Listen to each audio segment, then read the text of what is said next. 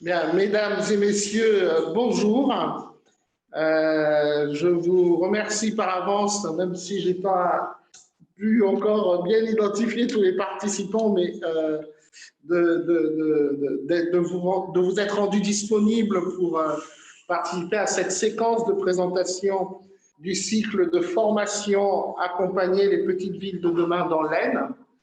Tout d'abord, je vous remercie, vous, pour votre participation tous, mais je voudrais aussi remercier l'équipe qui s'est mobilisée tant pour concevoir ce module et ces séquences de formation qui vous seront présentées, mais aussi qui ont pris le temps de réfléchir aux différents phasages et aux différentes modalités indispensables pour accompagner les partenaires que vous êtes, et notamment les élus, les responsables de vos administrations et pour ceux qui ont déjà recruté les chefs de projet, Petite Ville de demain, probablement également les futurs chefs de projet que vous êtes.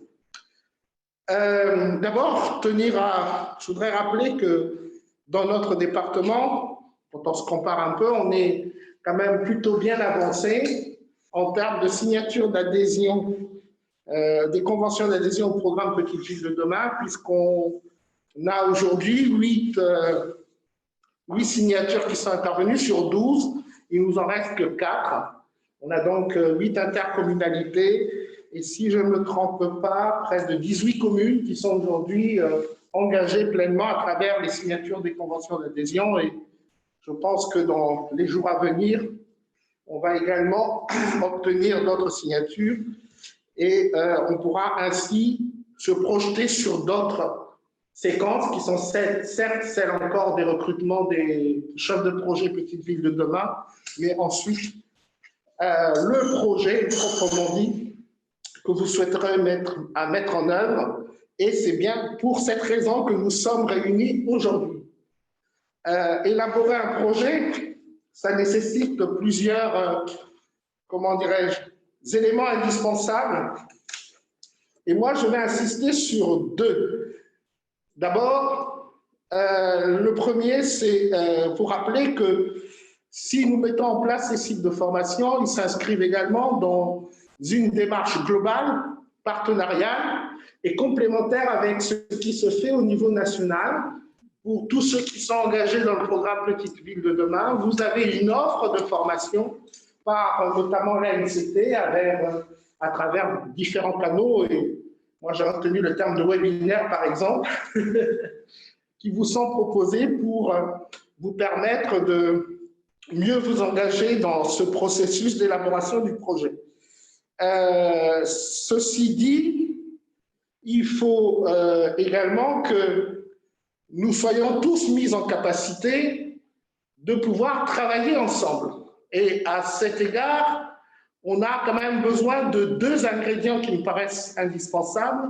Le premier, c'est de parler un langage commun. C'est-à-dire, pour pouvoir échanger, élaborer des projets ou autres, il nous faut avoir à peu près le même niveau de connaissance pour pouvoir échanger sur les différents enjeux.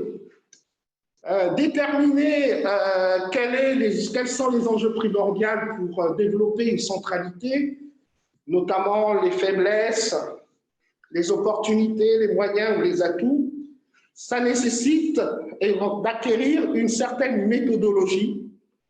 Et cette méthodologie, il faut également qu'elle soit partagée.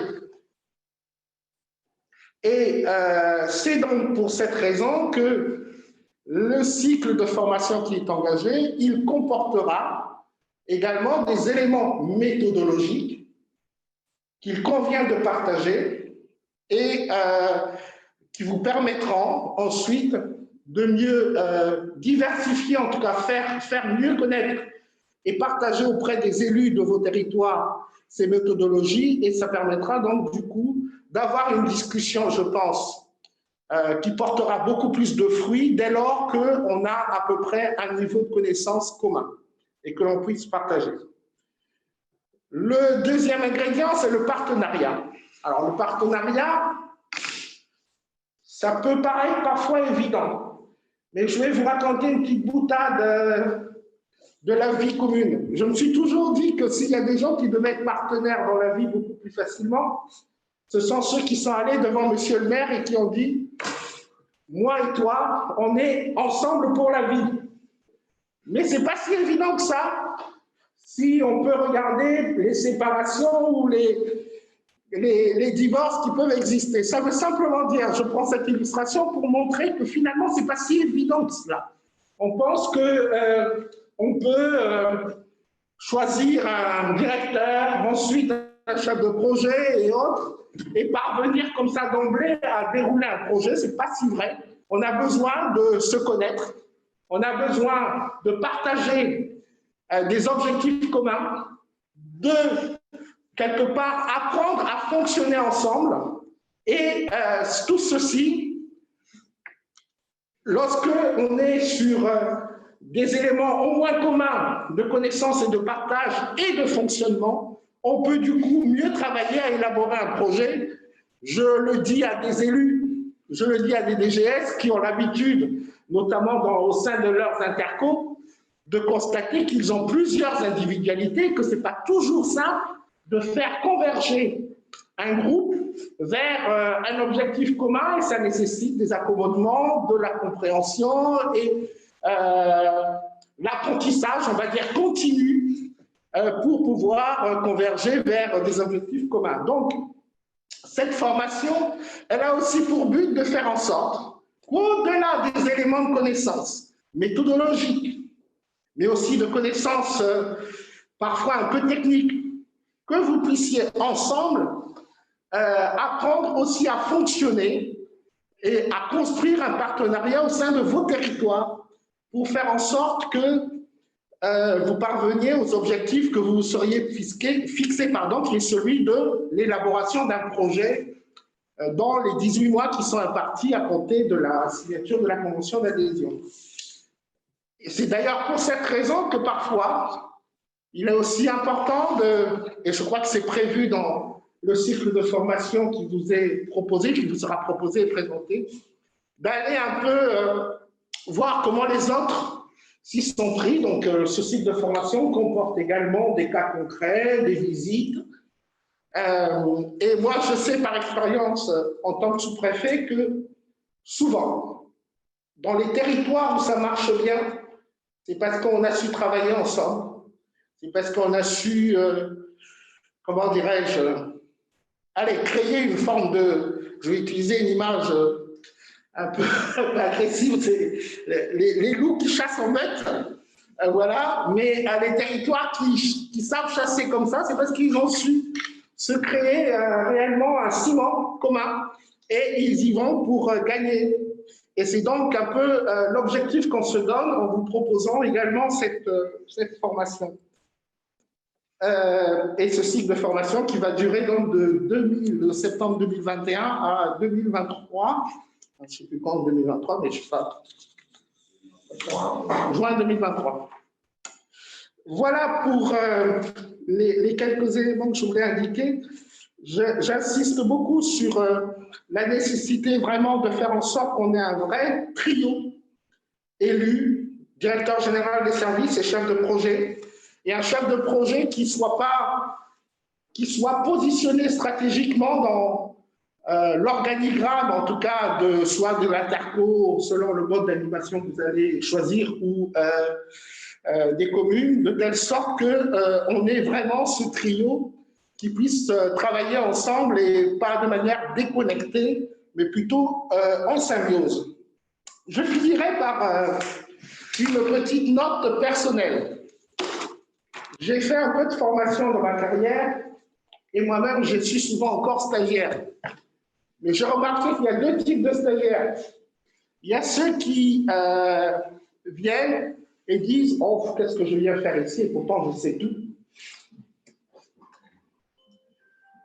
Et il y a ceux qui viennent en se disant « C'est quand même pas mal d'aller se former, même si je sais beaucoup de choses, j'aurai probablement quelque chose à apprendre. » Je vous laisse deviner quel est celui qui en retire quelque chose. Je veux simplement vous dire par là qu'on a toujours besoin d'apprendre. Notre pays promeut régulièrement la formation tout au long de la vie, c'est bien parce qu'on apprend tout le temps, et à tout âge, et à tout moment.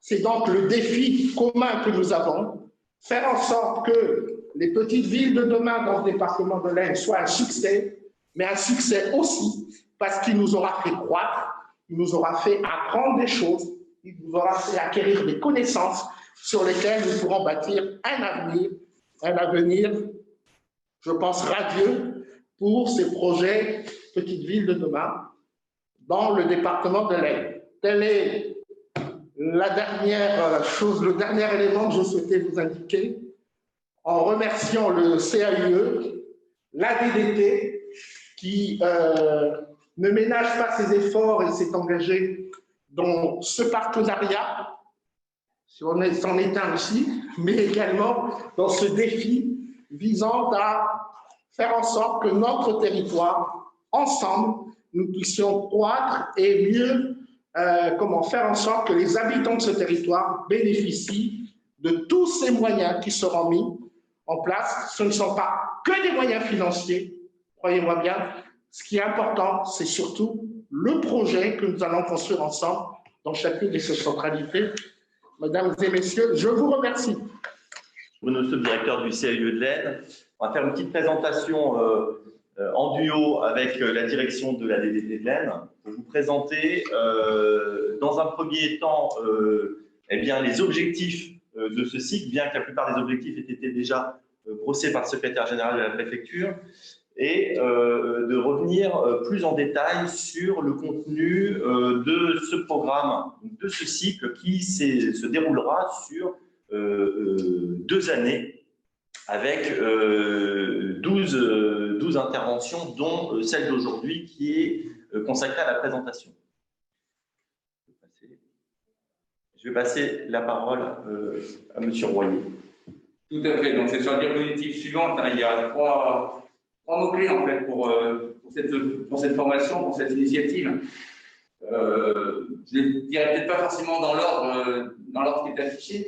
Le premier mot qui peut venir, c'est partenariat, parce que en fait, la petite ville de demain, c'est bien un projet de partenariat à l'échelle du territoire, mais aussi à l'échelle du département de l'Aisne, avec en associant un grand nombre de partenaires. Hein, je pense bien entendu au CAUE, mais aussi à l'ingénierie publique, hein, la CEDA, la BICA, N-Tourisme et autres, qui seront des partenaires de ce programme, des partenaires même plus lointains, entre guillemets, tels que le CEREMA et l'Agence nationale de cohésion des territoires au niveau national.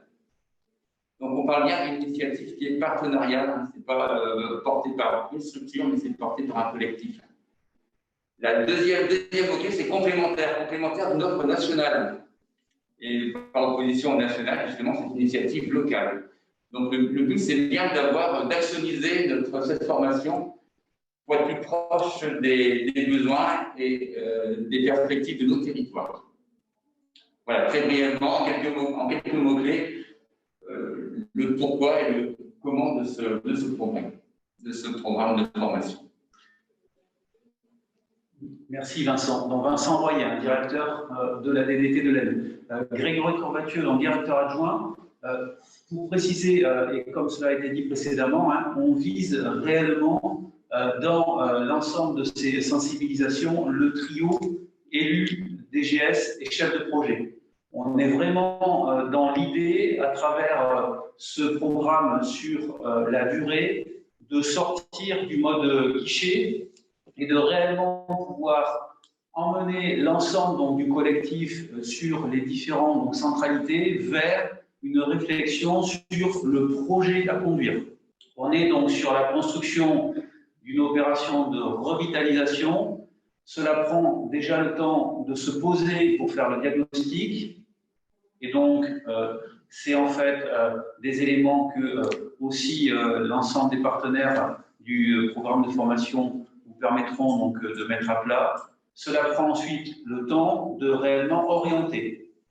Donc, c'est vraiment en fait tout cela que nous souhaitons pouvoir progressivement vous présenter pour vous accompagner et réellement construire une opération de revitalisation qui soit à la dimension, qui soit en fait finançable, financée et qui soit donc productive. Voilà.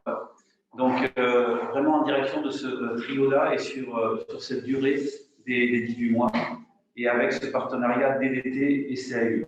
Je laisse la parole à Bruno Stoup, directeur du CAUE, pour la suite peut-être des éléments et l'accompagnement dans la durée que j'ai évoqué. Oui, avant de passer à la slide suivante, simplement, je voulais insister sur le fait que cet accompagnement qui est dans le temps, il correspond bien, d'une part, vous l'avez dit, eh bien, au processus du programme Petite Ville de demain.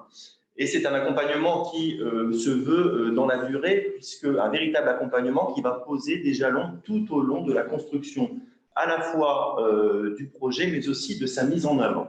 L'idée étant eh bien, d'être à chaque fois présent aux étapes clés du programme. Donc, 3 formats seront proposés.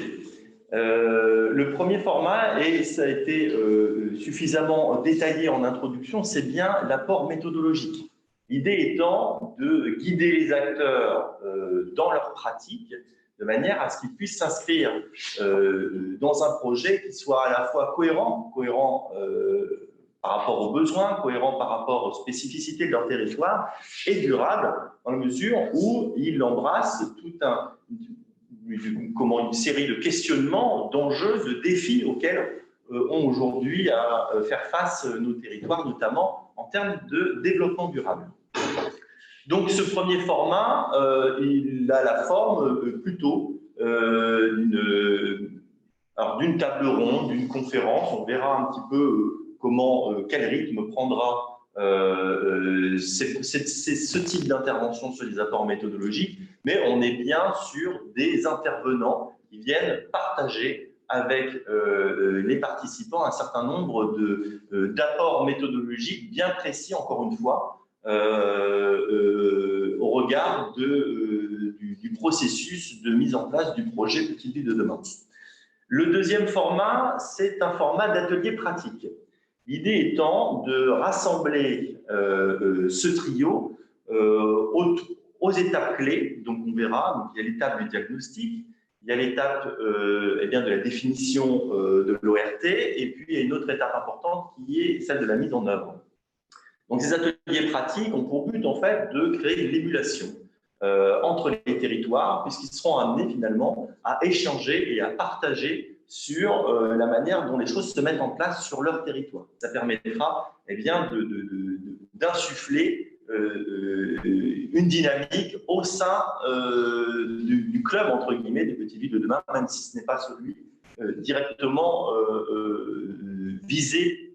J'entends par là le club Petite Ville de demain, qui est un autre format qui sera proposé par la DDT. Enfin, le dernier format, c'est celui des rencontres. L'idée étant d'aller à la rencontre des territoires qui sont déjà engagés dans ces expériences-là et de s'inspirer de ce qui a pu être mis en place. Donc, on a essayé de nous accrocher sur des territoires qui sont bien évidemment similaires à ceux qui sont engagés dans le programme Petite Ville de demain dans l'Aisne, et tant que faire se peut, des territoires de l'Aisne. Donc, on va rentrer dans le détail de tous ces éléments-là sur la slide suivante. Donc là, on a une vision sur ces 2 années de l'ensemble des éléments du cycle avec un code couleur. Vous allez retrouver en orange tout ce qui a trait à l'apport méthodologique, en vert tout ce qui est atelier et en bleu tout ce qui est rencontre. Donc le calendrier qui est proposé est un calendrier théorique, bien évidemment. C'est simplement pour poser des jalons dans le temps.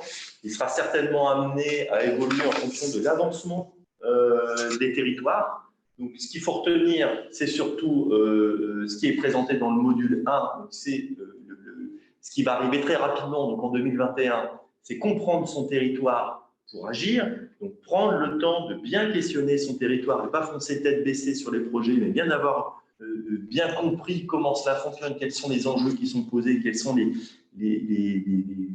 critères, quels sont les jalons qui sont déjà posés sur les territoires et ce vers quoi on aimerait aspirer dans un projet de revitalisation. Donc, c'est ce premier module qui s'inscrit en 2021 propose déjà ces 3 formats d'ici décembre, avec une première table ronde en septembre autour des différentes étapes qui mènent au projet. On donnera la parole après aux intervenants et aux collectivités qui sont engagées en nos partenaires sur ce cycle. Et puis, en novembre, tout de suite un atelier pour très rapidement rentrer dans une démarche de questionnement du territoire.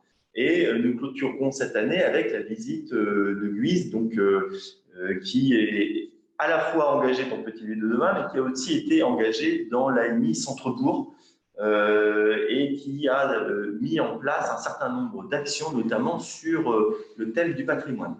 Le module 2, lui, va s'attacher à définir la stratégie et le plan d'action. L'idée étant bien de définir les contours de l'ORT et de bien cibler les actions qui pourront être menées. Et le module 3, qui lui est la mise en œuvre et qui interviendra vraiment dans une phase plus opérationnelle. Donc, je vous propose de présenter ces différentes sessions du cycle par typologie de format. Donc, le premier format étant celui de l'apport méthodologique. Et pour cette présentation, eh bien, je vais m'appuyer sur un certain nombre de partenaires qui sont intervenants dans ces tables rondes. Alors, pour la première, donc, qui s'intitule la numéro 2 et qui interviendra en septembre 2021 sur les différentes étapes qui mènent au projet, je vais passer la parole à Patrick Chouteau, qui est architecte urbaniste en chef de l'État, ex-secrétaire général de l'AMIC et qui est actuellement enseignant. Oui, effectivement. Merci Bruno de me passer la parole. J'ai été jusqu'à peu secrétaire général adjoint de la mission interministérielle pour la qualité des constructions publiques. Et à ce titre, j'ai pu écrire un ouvrage sur la maîtrise d'ouvrage urbaine. C'est sans doute la raison pour laquelle je suis là, en compagnie de François Meunier, qui est avec nous aussi. Et je reste formateur au CNFPT sur les questions de management de projet. J'enseigne la maïeutique du projet en école d'architecture et j'enseigne à l'école urbaniste de Paris. Effectivement, je m'inscris dans la démarche pour avoir été en poste en DDE et pour avoir notamment travaillé autour des questions d'OPA, par exemple. Je suis très attaché à cette idée qu'il n'y a pas de projet sans processus de projet, sans management de projet, et notamment, j'insisterai beaucoup, j'espère que je serai entendu sur la question de la construction du diagnostic le plus partagé possible avec les populations et notamment les principaux protagonistes dans ce genre de projet, parce que j'ai eu la chance de faire une expertise sur les projets qui fonctionnent mal, à savoir que les projets financés, aidés par la collectivité, État, département, région, enfin toutes ces collectivités-là, ont bien trop tendance à bétonner les territoires sans pour autant interpeller ou mettre dans la boucle les populations. J'entends par là les propriétaires fonciers bâtis, non bâtis, les artisans, les commerçants, qui, à mon sens, ont vraisemblablement quelque chose à dire ou certainement des initiatives à prendre. Donc, il faut s'attacher, j'ai eu l'occasion de le dire quand j'étais dans le comité de pilotage des 222 villes, il faut s'attacher à les impliquer le plus tôt possible dans des démarches de type diagnostic en marchant. Hein, j'ai l'occasion de faire ça actuellement dans différentes communes. Dans le cadre de projets que je mène avec mes étudiants, il est indispensable dès le début que les populations qui peuvent mettre la main au porte-monnaie, ne l'oublions jamais, soient en capacité de comprendre ce qui se joue et que ce ne soit pas fait dans leur dos. Voilà, j'insiste beaucoup. Alors bien évidemment, Bruno m'a demandé d'intervenir sur ma spécialité qui est la méthodologie, les processus de projet et bien évidemment les procédures, puisque j'ai travaillé 20 ans à la mairie de Paris, j'ai dirigé le service du patrimoine en charge du patrimoine inaliénable de la ville, dont l'hôtel de ville. Donc les procédures, je crois les connaître, j'espère en tout cas. Donc voilà, je ferai tant que faire se peut. J'essaierai d'apporter le plus possible mes compétences dans ce domaine plus particulier de l'intelligence de la maîtrise d'ouvrage, puisque les procédures ne sont pas là pour servir de contrainte, mais bien quand on les choisit, quand on choisit les bonnes, pour accompagner au mieux le processus de projet. Voilà, merci. Merci Patrick. Je vais juste ajouter simplement que dans ton intervention, il sera question également non seulement de l'organisation de la gouvernance, mais aussi des différents acteurs qui pourront intervenir dans la démarche de projet. Et à ce sujet, nous demandons à Clément Mambeau, qui est actuellement le directeur de l'Action Cœur de Ville à la ville de Laon et qui est aussi l'ex-chef de projet à EMI Centre-Bourg à la ville de Guise, s'il veut bien intervenir et tout de suite nous parler du rôle du chef de projet, puisqu'on l'a bien vu, c'était un acteur clé de la réussite de ce programme. Clément, peux-tu nous dire 2 mots sur le rôle du chef de projet? Oui, il n'y a pas de souci. Bonjour à tous. Donc, il est vrai, j'ai été chef de projet pour le programme Centre-Bourg à la ville de Guise et maintenant pour le projet Action Cœur de Ville à la ville de Laon. Et donc, c'est vrai, ce rôle de chef de projet, c'est un rôle, on va dire, une sorte de chef d'orchestre qui doit un peu, voilà, faire, comme on a dit tout à l'heure, faire le lien entre le DGS, les élus et également aussi l'ensemble des différents services de la ville et de la communauté d'agglomération ou de la communauté de communes, parce que souvent, c'est des projets aussi partenariales avec le PCI.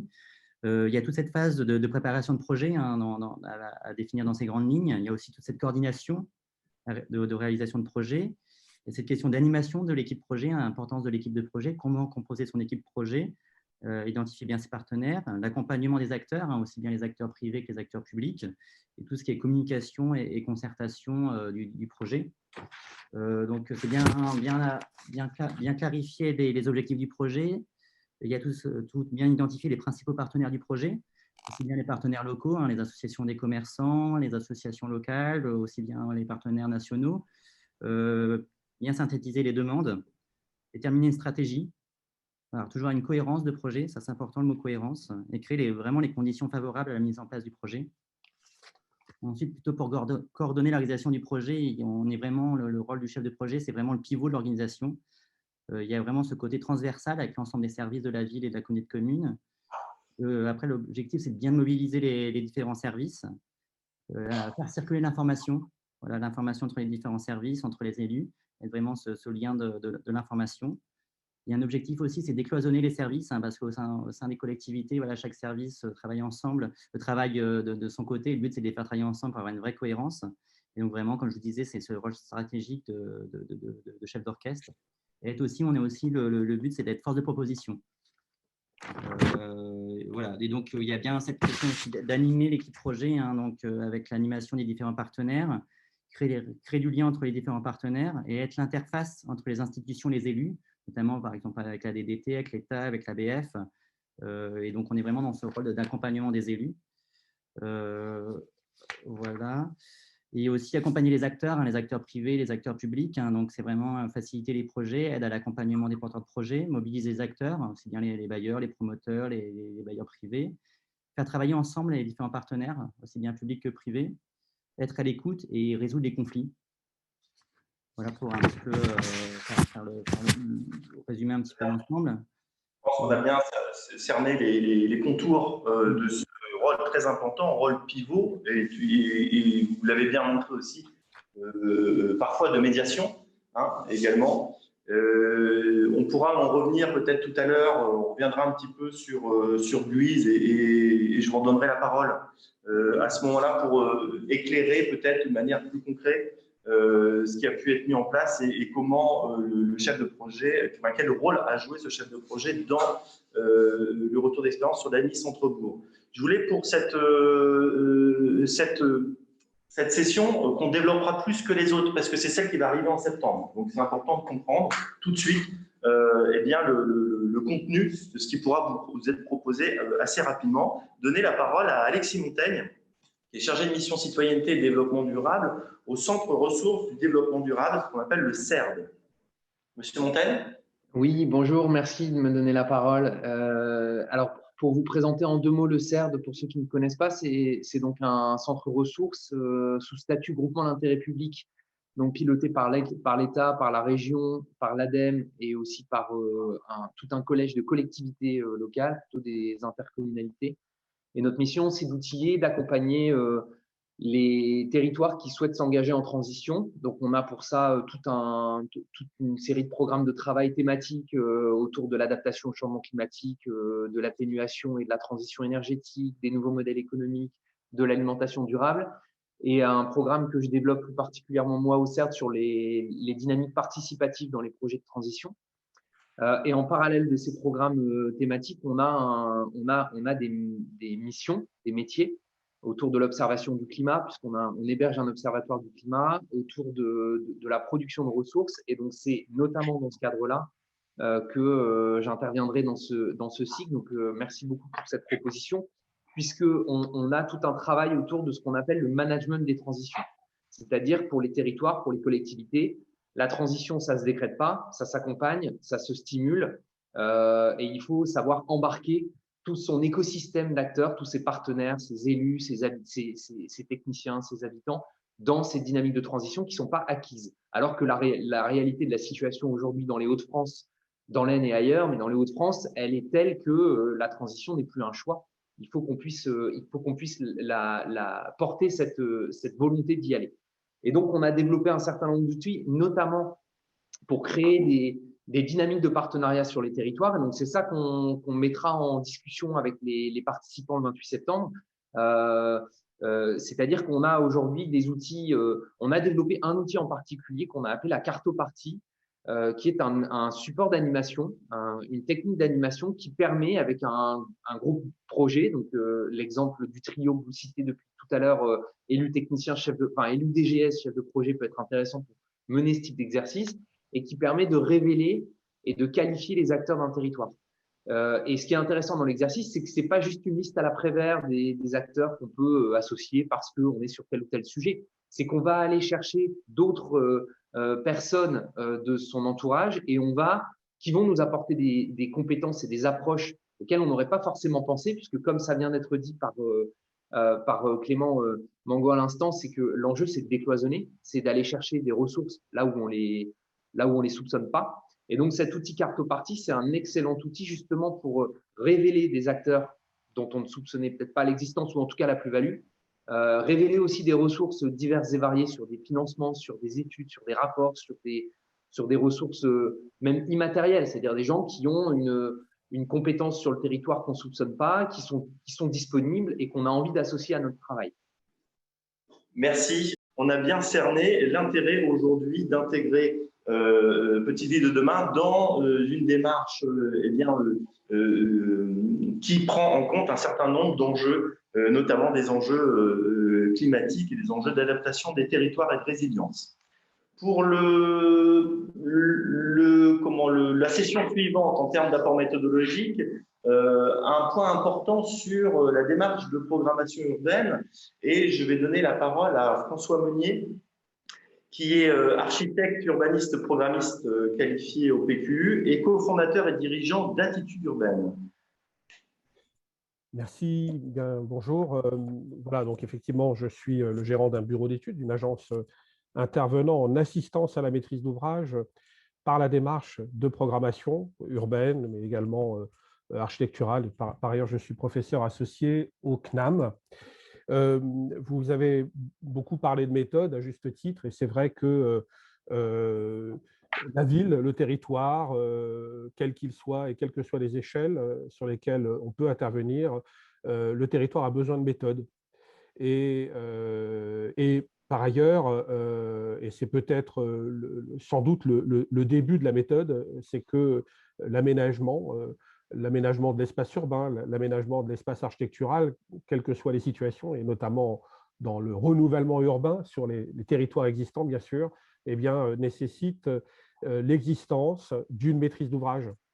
Cette notion de maîtrise d'ouvrage est très importante pour la question de la démarche de programmation, puisque finalement, la démarche de programmation, c'est la démarche de projet de la maîtrise d'ouvrage, et notamment la possibilité, la capacité de la maîtrise d'ouvrage, de la collectivité en maîtrise d'ouvrage avec ses partenaires, eh bien, de tenir dans le temps du processus de projet les intérêts du territoire dans l'aménagement de l'espace. Le constat de terrain démontre qu'effectivement, il y a un enjeu à maintenir et à cristalliser ces intérêts au moment de l'aménagement parce qu'il y a, et constat de terrain, beaucoup de pertes en ligne et notamment sur le sujet des politiques publiques et de la possibilité que ces politiques publiques puissent se décliner effectivement dans ces moments d'aménagement, dans ces moments d'opération, de transformation de l'espace. Donc, la démarche de programmation est un moment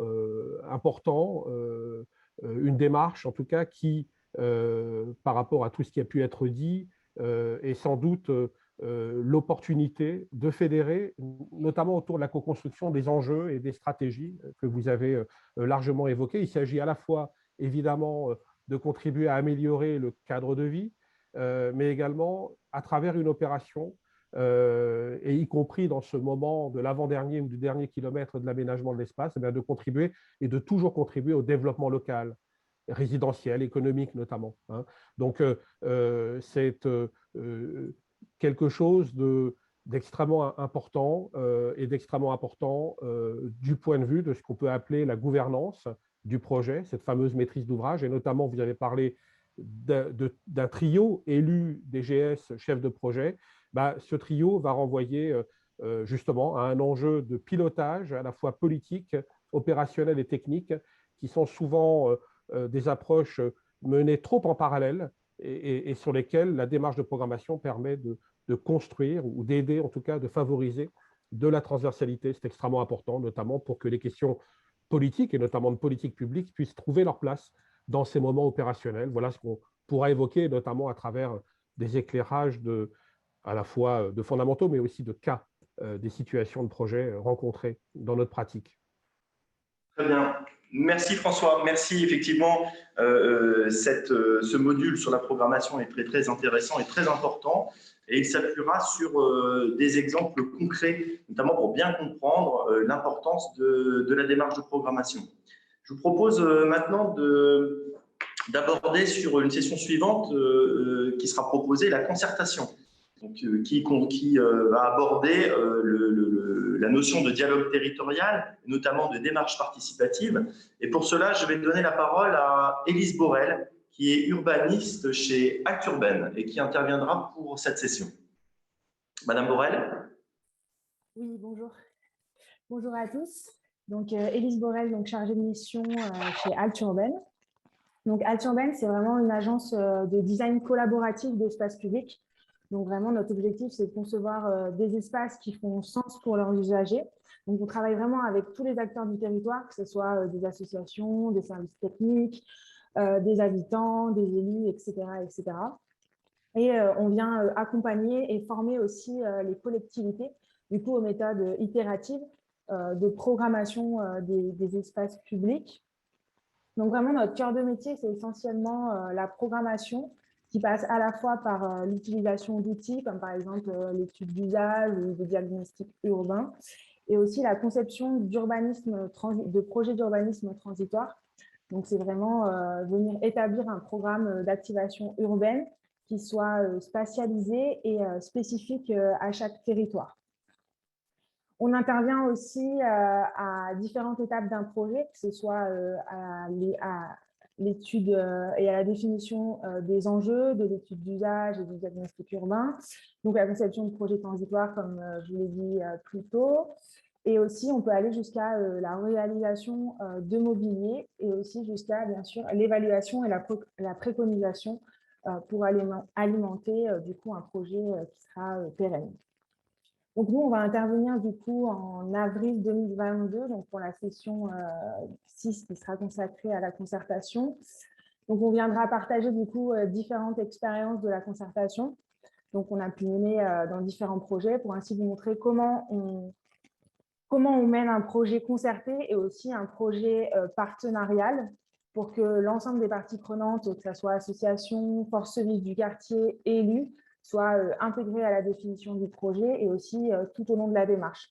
Donc vraiment de la phase d'étude à la phase de conception jusqu'à voir la phase d'évaluation. Et ça sera aussi l'occasion de vous présenter des outils qu'on utilise de concertation et qu'on a déjà pu mettre en place dans nos différents ateliers de concertation et dans les différents projets qu'on a menés. Et on vous propose également de vous faire une brève introduction sur la pratique de l'urbanisme transitoire et aussi de vous partager notre expérience sur des projets qu'on a déjà pu mener sur l'urbanisme transitoire. La dernière session sur l'apport méthodologique porte sur les procédures, notamment tout ce qui va concerner le cadre réglementaire de la maîtrise d'œuvre publique, les procédures et la consultation des équipes et le montage opérationnel. Je vais repasser la parole à Patrick Choteau, qui animera également cette session.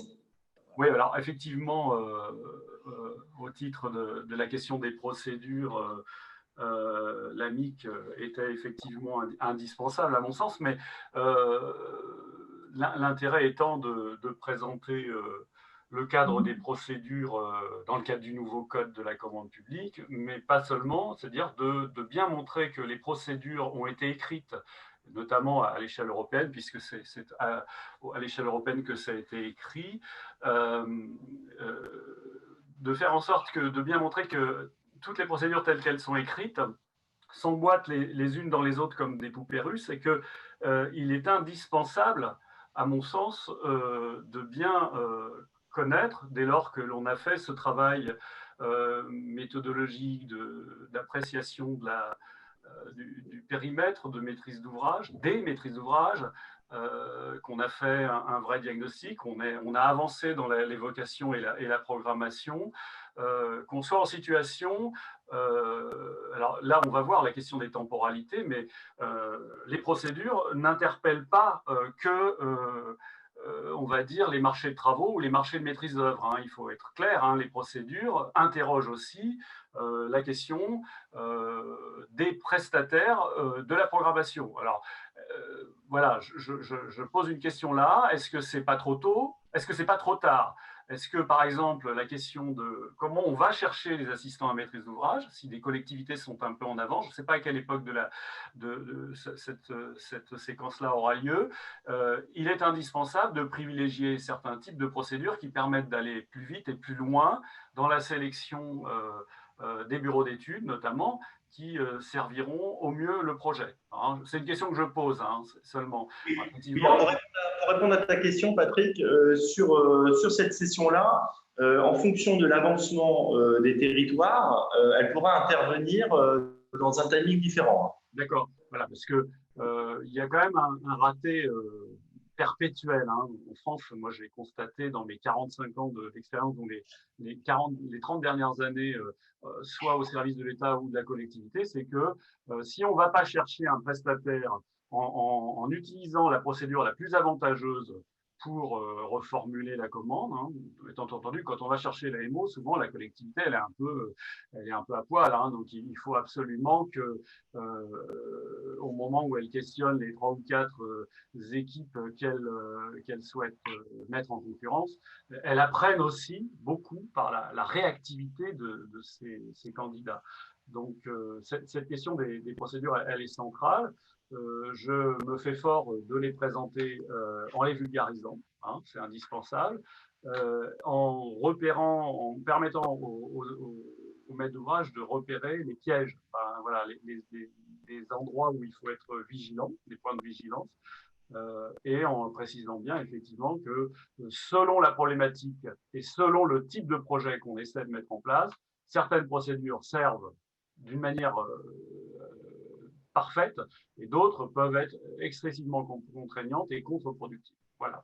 Donc c'est un temps qui est important, pour lequel j'ai effectivement à la fois exercé en tant que maître d'ouvrage à la ville de Paris et continue d'enseigner récemment encore devant tous les élus du département 78, du département 69 et du département 94 autour de cette question. Attention, choisissez la bonne procédure au service du projet. Merci pour sur ce point d'attention, effectivement. Juste pour rappel, donc encore une fois, hein, ces différentes sessions par rapport au calendrier, elles avanceront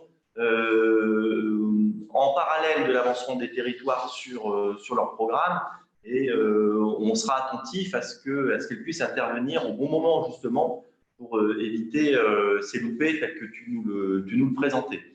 De manière plus générale, hein, je n'ai pas présenté tout départ, hein, lorsque on a énuméré les différentes sessions sur l'apport méthodologique. Tout ça, ça se fera en présentiel. Si les choses nous le permettent, on verra la situation sanitaire. Donc, c'est prévu en présentiel. On verra s'il y a une nécessité de mettre en place des systèmes mixtes présentiel-visio, ou si on est en visio. Bon, on va essayer de rester optimiste par rapport à ça. Donc, je vous propose maintenant d'aborder le deuxième format, qui est le format des ateliers. Les ateliers, ce sont des moments qu'on propose aux équipes de se rencontrer et de partager aux étapes clés du programme Petite Ville de demain. Le premier atelier interviendra donc, au mois de novembre. Donc, on peut espérer qu'on ait un certain nombre de chefs de projet qui soient en poste. Et ces ateliers seront animés, donc les 3 ateliers proposés, par le triptyque DDT, CAUE et CEREMA. Donc pour le premier atelier, je vais passer la parole à Frédéric Alain, qui est urbaniste au CAUE de l'Aisne et qui est responsable en charge de la formation. Bonjour à tous. Donc effectivement, comme vous l'a dit Bruno, hein, le format atelier, il va vous proposer un format un petit peu plus spécifique ou vraiment pratique. L'idée, ce sera vraiment de travailler en groupe, de se mettre autour de plusieurs tables, donc de se retrouver bien sûr là en présentiel pour le coup.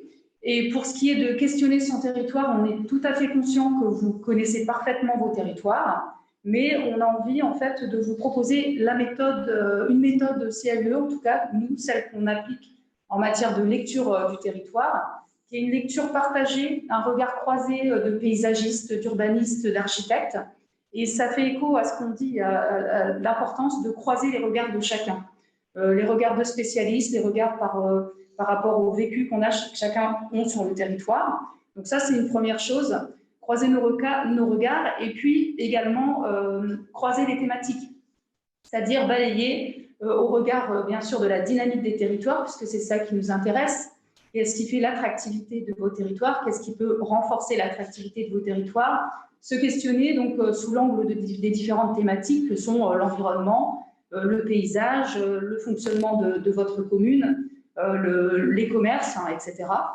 Et puis encore une fois, ils se voudront ces ateliers très dynamiques et participatifs, donc à travers des lectures de cartes, on sortira les crayons, hein, voilà, crayonnage sur les cartes. Et encore une fois, ce ne sera pas exhaustif sur vos territoires, mais c'est vous donner une méthode d'approche et pourquoi pas envisager également des lectures sur site. Voilà pour ce qui est de se re-questionner son territoire. Très bien. Merci Frédéric. Pour les ateliers 7 et 10, je vais passer la parole à la DDT. Il va vous présenter l'atelier numéro 7 sur définir son plan d'action et les contours de l'ORT et le 10 sur la mise en œuvre de l'ORT. Oui, merci beaucoup Bruno. Donc Mathilde Bastard de la DDT, je suis référente territoriale Lannoy-Thiérache. Je suis aux côtés de Christine Hugan qui est aussi autour de la table, qui est également référente territoriale sur le sud de l'Aisne. De la même façon que pour l'atelier 3, la DDT, les services de la DDT en général se mettront au service des collectivités, aux côtés du CAUE et du CEREMA, qui n'est pas là aujourd'hui, qui n'intervient pas aujourd'hui, on vous prie de l'excuser, mais qui sera bien présent, bien sûr, lors de ces 3 ateliers.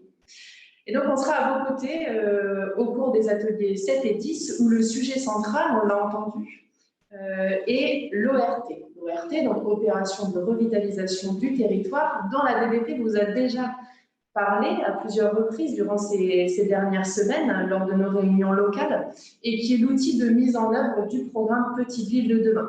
Souvenez-vous, c'est un outil qui a été créé par la loi Elan et qui permet aux collectivités d'agir en priorité sur les centres-bourgs avec des effets juridiques et fiscaux très particuliers.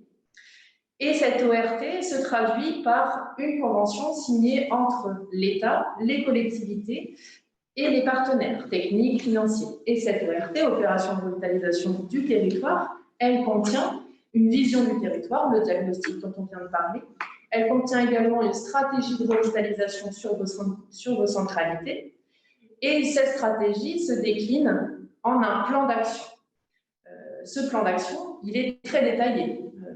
L'idée, c'est de décrire réellement sur le territoire où vont être portées les actions, qui va les porter, qui va les financer et qu'est-ce qu'on attend de ces différentes actions. L'ORT contient également un périmètre d'intervention dont on vous a parlé lors de nos réunions locales. Ce périmètre d'intervention, c'est vraiment dessiné sur la cartographie de votre centralité où se situent les problématiques de revitalisation et quelles sont les actions qui vont être menées concrètement. Dans le cadre de Petites Villes de demain, la convention ORT dont on vient de parler est assignée dans les 18 mois, après la convention d'adhésion, dont la plupart sont déjà signés. Plusieurs mois avant le terme de ces 18 mois, nous allons donc travailler lors de l'atelier 7 à affiner le contenu de vos ORT, que vous aurez déjà largement commencé à élaborer. Vous aurez déjà questionné votre territoire, vous l'aurez déjà expertisé sur des sujets précis tels que l'habitat, le commerce, les services, grâce à l'atelier 3, mais aussi à toute l'offre de services Petites Villes de demain. Et vous aurez déjà des pistes de revitalisation, des pistes solides. On va partager ensemble lors de cet atelier et sur lesquelles on va travailler. L'idée de cet atelier, c'est bien de voir la déclinaison concrète de votre projet de revitalisation, en travaillant autour de cartes, en échangeant et en travaillant avec des crayons, comme on vient de le dire. L'atelier 10, quant à lui, se situe dans le temps après la période des 18 mois.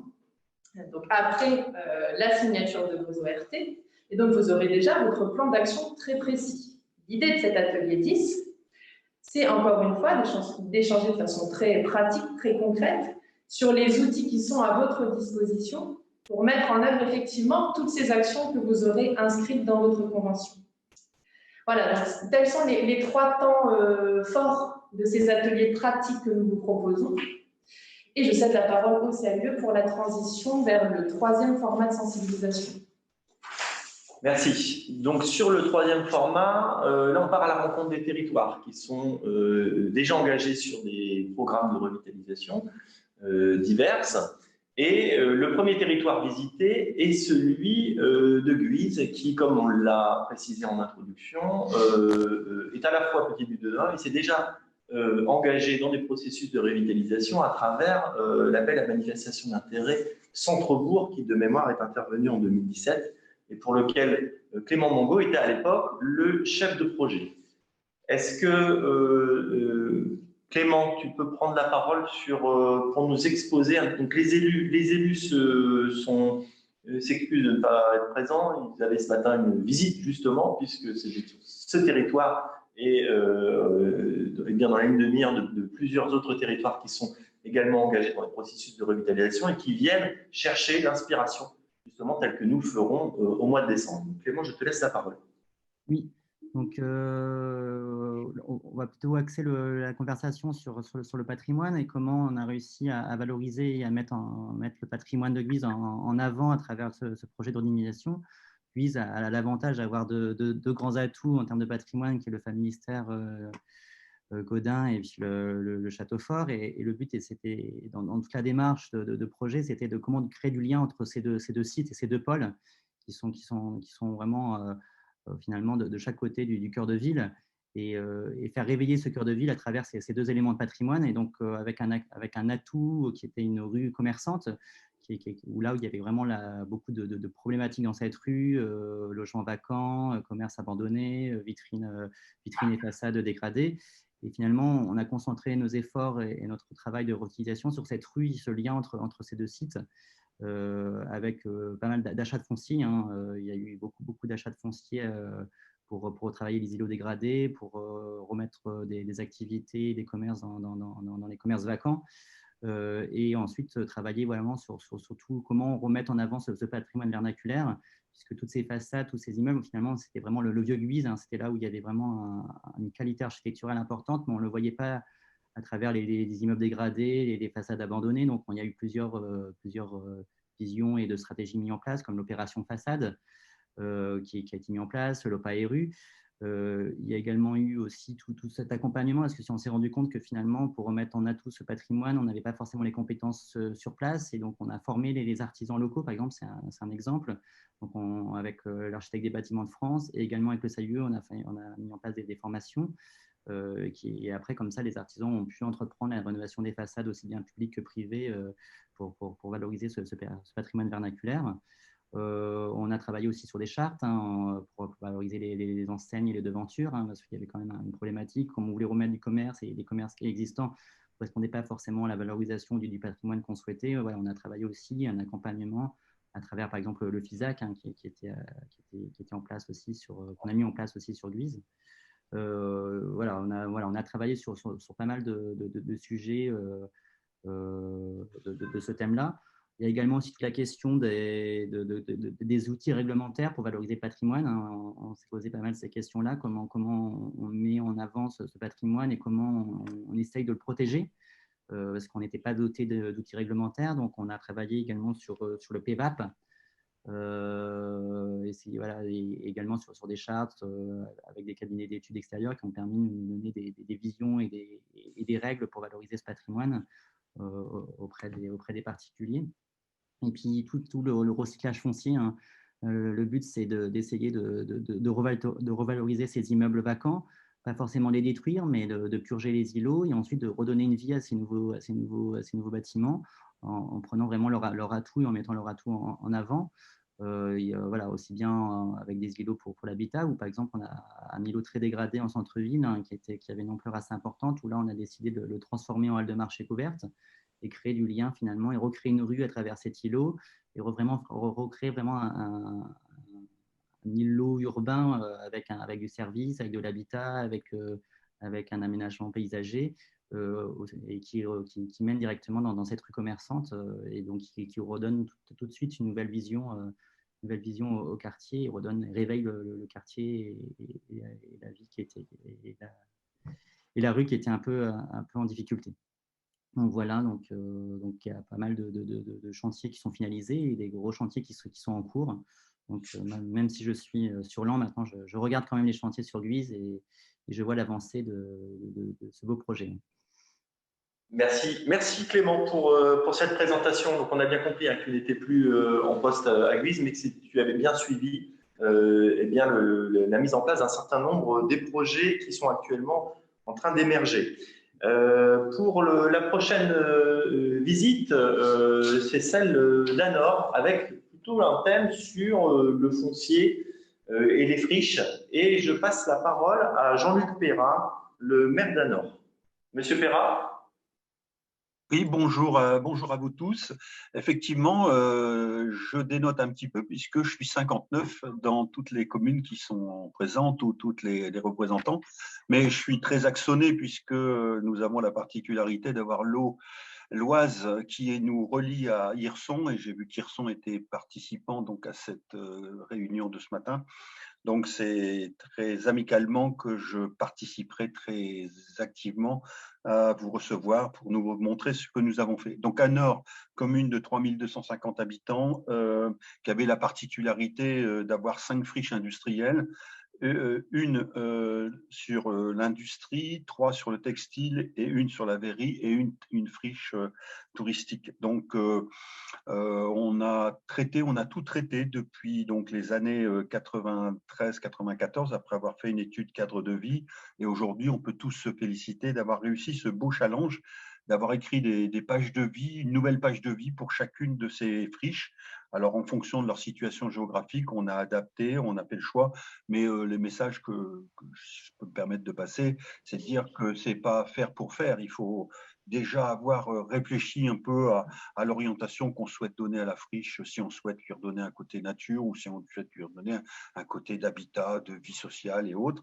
Donc tout ça, je l'expliquerai lorsque j'aurai le plaisir et l'honneur de vous recevoir pour ceux qui pourront participer. Mais c'est un travail collaboratif, ça a été dit déjà dans plusieurs des interventions, collaboratif, et on a su, je pense, mutualiser toutes les énergies de relever le challenge, et la friche que vous aurez l'occasion de découvrir, qui est un écoquartier, parce qu'on a décidé sur cette friche de mettre le curseur très haut. De le mettre, disons, dans la volonté de faire aussi que cette reconquête ne soit pas une reconquête toute simple, simplement d'une résidence, mais d'en faire également un lieu de vie où l'habitant est au cœur du dispositif et que finalement c'est lui qui tient la baguette de l'animation, de la vie sociale, des rencontres, des réunions et de tout ce qui peut être mis en place. Donc on a eu une opportunité avec la région, alors c'était à l'époque région Nord-Pas-de-Calais, d'être retenu dans un programme renoué qui nous a permis de phosphorer sur la friche, mais sans objectif de finalisation, puisque c'était de se dire, voilà, vous avez une friche et que pourrait-on en faire si demain on avait financièrement la possibilité de la traiter. Donc on a phosphoré pendant 2 ou 3 ans, ce qui nous a permis avec un cabinet de sortir des grandes lignes, des idées, des orientations, etc. Et finalement, on est passé vraiment dans une très belle rencontre, à savoir qu'il y a eu un appel à projet mené par l'Europe et la région sur les friches. Et justement, on a saisi cette opportunité pour répondre. Sur les 35 dossiers, on a été dans la shortlist des 10. On était en 6e position et ça nous a permis d'aller chercher des financements très conséquents, c'est-à-dire autour de 2 millions d'euros pour nous permettre de venir en complément de notre bailleur social qui s'était engagé. Et moi, ma volonté, c'était de préserver le coron ouvrier. Sur les autres friches, je n'avais pas réussi à maintenir, disons, la vocation des logements sociaux. Et là, après, bien sûr, un peu de bras de fer avec la DDTM 59, on a réussi à maintenir ce coron. Et aujourd'hui, ce coron est particulièrement remarquable avec les ateliers derrière qui ont été aménagés en nouveaux lieux de vie. Donc, concrètement, sur ce site, vous y trouverez de l'habitat qui va se faire en 2 étapes. La première est déjà réalisée, reconquête du coron, donc de 10 logements, on en a fait 7, mais avec passant donc en basse consommation. Il y en a 6 nouveaux et l'objet, bien sûr, c'est d'avoir de la mixité sociale. La mixité sociale avec du locatif, du béguinage, du PSLA pour permettre, et puis des lots libres. Donc tout ça, c'est un partenariat important qu'on a su mener avec l'ADUS, avec l'EPF, parce que dans le Nord, on utilise beaucoup l'EPF, l'établissement public foncier, qui est véritablement un partenaire dans les reconquêtes. Et disons, il est incontournable, et toutes les friches que nous avons traitées sur Anor, à chaque fois, l'EPF a été au rendez-vous et nous a particulièrement bien accompagnés. On a travaillé également avec l'ADUS, le parc naturel régional, puisque nous sommes en territoire de parc naturel. Et là aussi, c'est vraiment de la valeur ajoutée à toute la réflexion et bien évidemment notre bailleur social qui a été particulièrement impliqué.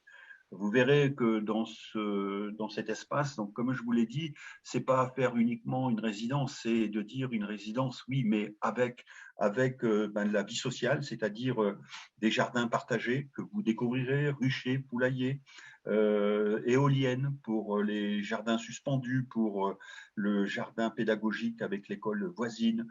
C'est aussi une rencontre environnementale avec une mare pédagogique, un espace d'observation, un circuit touristique, un environnement donc remarquable.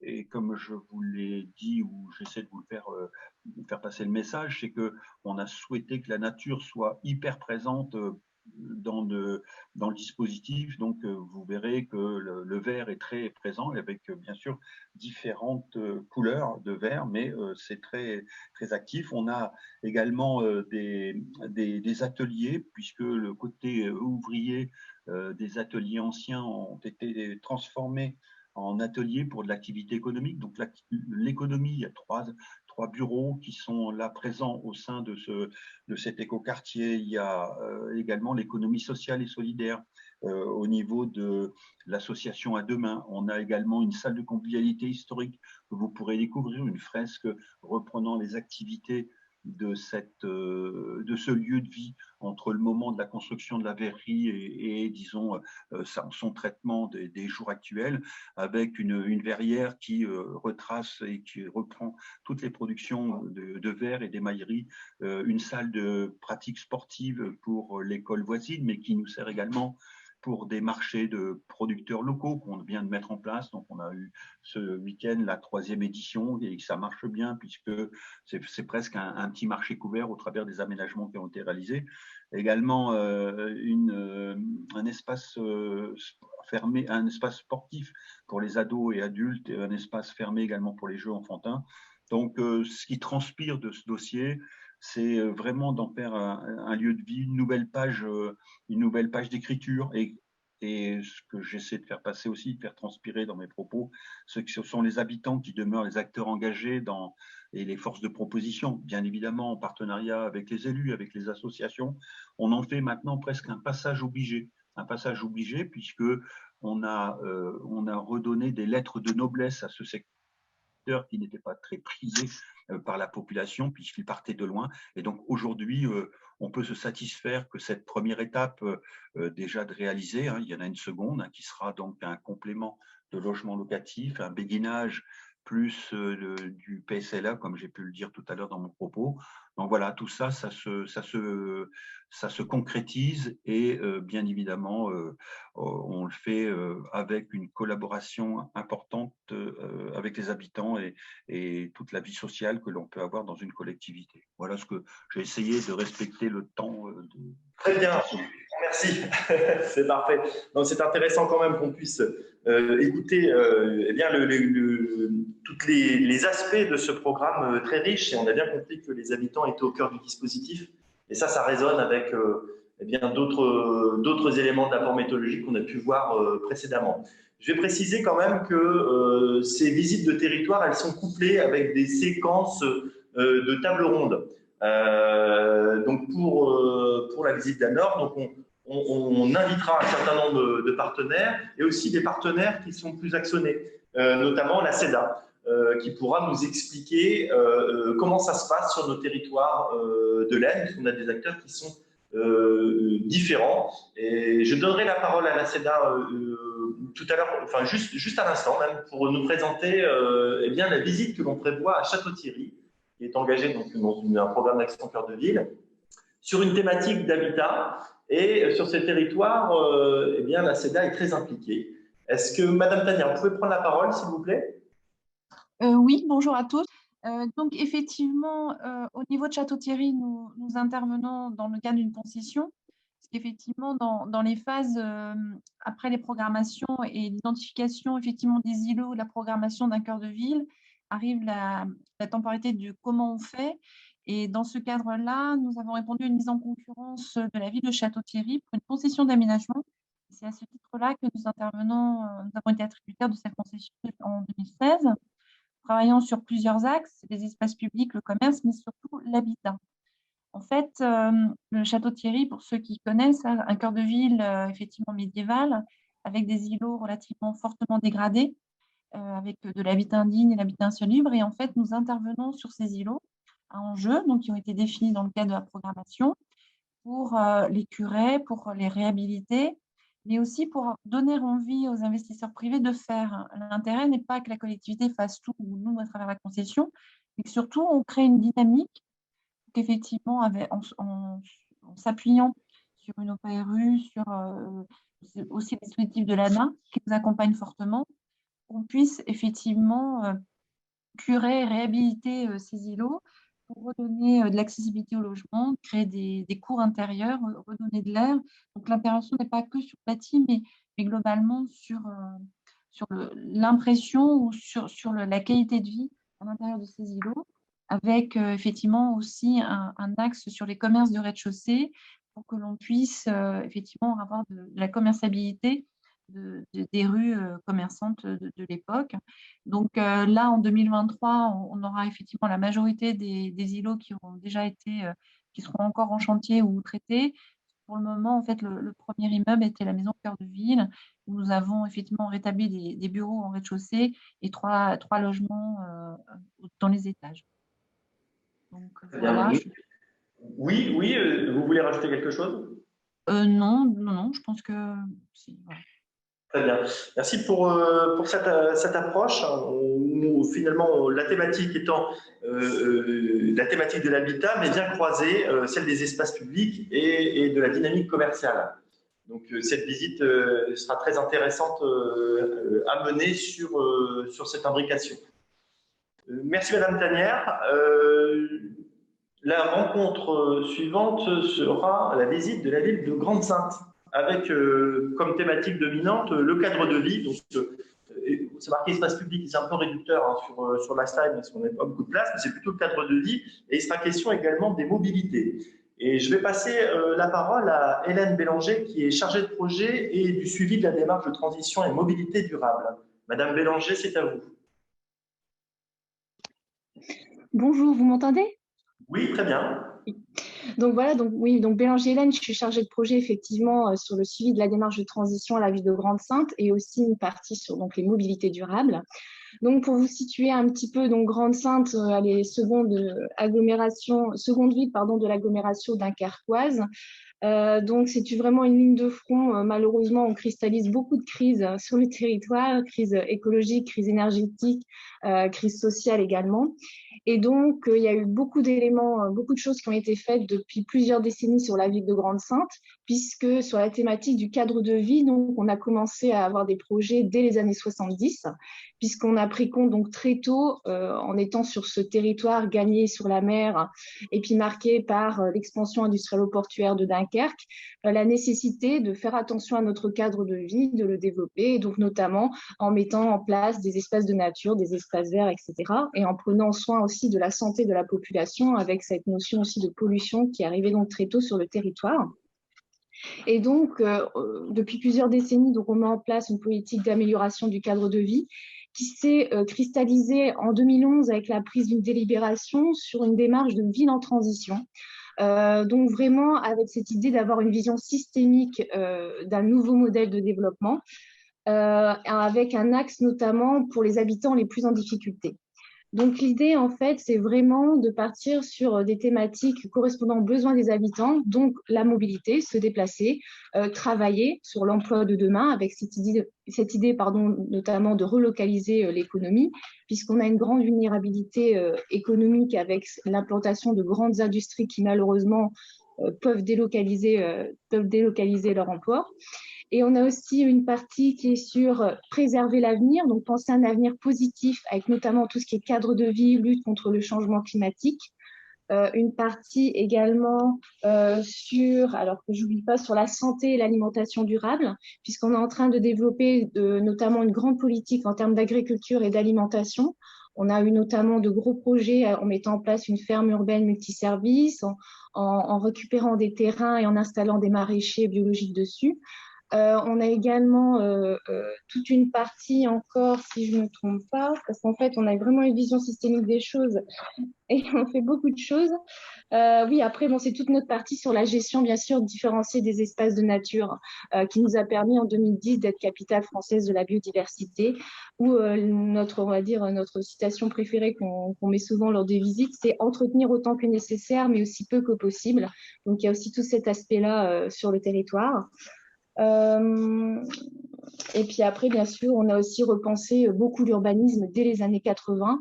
En fait, on est une ville, au tout départ, Grande-Synthe, c'était un petit village de maraîchers qui s'est développé avec l'expansion industrielle portuaire de Dunkerque dans les années 60-70. Et donc, on est passé d'un village de maraîchers à une ville champignon vraiment marquée par les grands ensembles. Et dès les années 80, avec la politique de développement social des quartiers, on a commencé aussi à reconstruire la ville. Donc, on a aussi toute cette partie en termes d'urbanisme durable et on a aussi encore des projets qui sont dans le cadre donc, du nouveau programme, donc le NPNRE, un nouveau programme national de renouvellement urbain sur certains quartiers. Donc, on a également toute cette politique en termes d'urbanisme durable. Très bien, merci pour nous avoir présenté effectivement cette approche écosystémique du territoire avec des éléments qui font écho au territoire axonais, même si on n'est pas tout à fait dans le même cadre géographique. Donc sur cet ensemble de territoires qui seront visités, il faut retenir, c'est à chaque fois des entrées thématiques bien spécifiques qui sont plutôt des spécificités des programmes de revitalisation de ces territoires-là. C'est ce qui vous permet d'avoir finalement des entrées thématiques et peut-être des liens, des corrélations très fortes avec vos territoires qui peuvent être concernés. Donc, 3 formats. Voilà, donc on le voit ici sur les modules. Donc, des formats d'apport méthodologique, des ateliers et des rencontres. Maintenant, on va passer à… vous avez certainement des questions. Peut-être qu'il serait temps de nous les poser. On se mettra à votre disposition pour apporter les réponses les plus précises concernant le cycle ou concernant des questions plus en lien avec le programme Petite Ville de demain, puisque il y a des techniciens à votre disposition sur ces aspects plus techniques. Je vous donne la parole. Si je peux me permettre, oui. Vous m'entendez? Patrick Choteau. Oui, Patrick Choteau. Oui, moi je trouve que le travail que vous avez fait est déjà pas mal important et en termes d'organisation, tout ça est bien sympathique. J'espère qu'on va tout faire pour capitaliser et peut-être produire des actes. Alors je me tourne vers la préfecture parce que c'est vrai que c'est important de capitaliser. J'ai noté qu'il y avait énormément d'expertise autour de tout ça et c'est très bien. Je pense que les territoires ont de plus en plus besoin de méthodes, comme le disait François Meunier. Il serait indispensable qu'on puisse peut-être avoir un agent. J'invite là peut-être un peu de dépenses, mais on pourrait commander quelqu'un pour avoir une synthèse, enfin un document qui soit suffisamment passionnant à lire quand on aura terminé tout ça. En ce qui me concerne, j'imagine qu'il y aura un interlocuteur pivot auprès de qui on pourra poser des questions techniques, logistiques, pratiques. Voilà, c'est tout pour le moment. L'idée de capitaliser, on la retient. Après, la question, c'est une question de moyens et une question en fait de synthèse. Et je crois que capitaliser, c'est quelque chose en fait d'important pour le territoire aussi, et puis pour d'autres collectivités que des petites villes de demain. Voilà. Donc, voilà, on va regarder. On est dans le début, dans le démarrage de la construction. Donc, il y a certainement en fait des bonnes idées, et c'est pour ça qu'on vous donne la parole encore une fois pour peut-être d'autres questions, d'autres interrogations ou remarques. Oui, bonjour, vous m'entendez? Bernard Villain, DGS Ville d'Hirson. Oui. Oui, voilà, donc j'ai bien retenu donc, toute la programmation et notamment, nous, on a encore à franchir la première étape qui suit la signature de la convention qui a eu lieu le 4 avril, ou oui, enfin voilà, il y a 2 mois maintenant, donc fin avril. 2 mois, fin avril. Et donc la première étape, c'est le recrutement du chef de projet. Et c'est vrai que donc Hirson, donc même si on est la principale ville de Thiérache, on a quand même des difficultés pour attirer des cadres A. Donc, on a pris une délibération très rapidement pour créer le poste, bien sûr. On a publié l'annonce sur l'offre d'emploi sur emploi territorial. On s'est limité à ce réseau-là pour l'instant. On a eu quelques candidatures. On a failli retenir un candidat originaire de Valenciennes, mais malheureusement, finalement, il a pris un autre poste. Et donc voilà, donc c'est plus un appel à candidature auprès de l'ensemble des partenaires qui sont présents dans cette visioconférence que je fais aujourd'hui.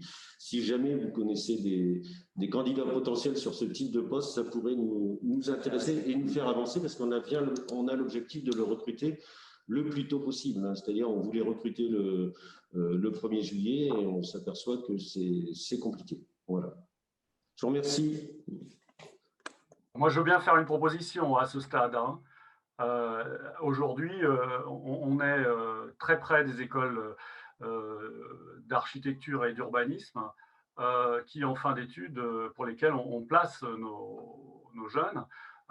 souvent, notamment, je vous invite à prendre contact avec la direction de l'école d'urbanisme de Paris, je vous donnerai les coordonnées, qui a un master de projet urbain qui est ouvert à des gens qui ont en général une dizaine d'années d'expérience et qui vont vraisemblablement pour certains être en recherche de travail. Hein.